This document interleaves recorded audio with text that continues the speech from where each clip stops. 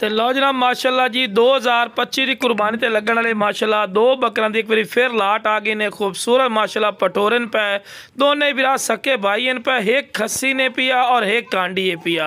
ए बिरा आंडी ने breeder quality दा अगर कोई बकरियां वास्ते रखे तो फिर भी माशाल्लाह कमाल दी चीज़ है और खूबसूरत चीज़। तो लो बिरा खस्सी पटोरा ही ने और फ्रैश दो दांद ने पिया, दो दांद भी है और खस्सी भी है माशाल्लाह चंगे हाइट काद वाले छोटे मोटे हाइट कादे बिरा बिल्कुल नहीं समझना और डिमांड ही बिल्कुल जायज़ और मकूल हो सी।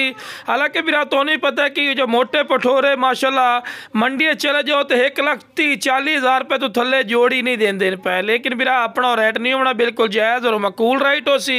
बाकी हुसन खूबसूरती क्वालिटी और थोड़ी अखां दे सामने माशाल्लाह गोश्त दे भरे माशाल्लाह पठोरे ने एक खस्सी है और एक जनाब इन्हें पिया आंडी। फ्रंट ते लाल ज़्यादा है ना बिरा एक खस्सी ने पिया जड़ा नज़र आ रही है ना तुहानू एक खस्सी ने पिया और ए बिरा आंडी है पिया ए पक्का खीरा भी दुंदा बिल्कुल होने वाला है पिया। तला बिरा दी फेस ब्यूटी ने तो बिल्कुल छीर पाई खलोता है। तो ए बिरा खस्सी ने ए फ्रैश दो दांदे है बिल्कुल बिल्कुल खस्सी ने।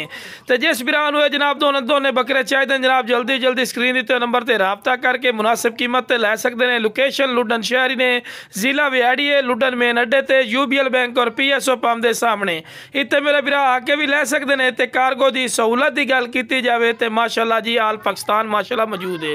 तो शुरू तो वेखो जी टोर फिर के विखावन का मकसद ये होता है कि तुहानूं अच्छी तरह इन्फॉर्मेशन और डिटेल होवे।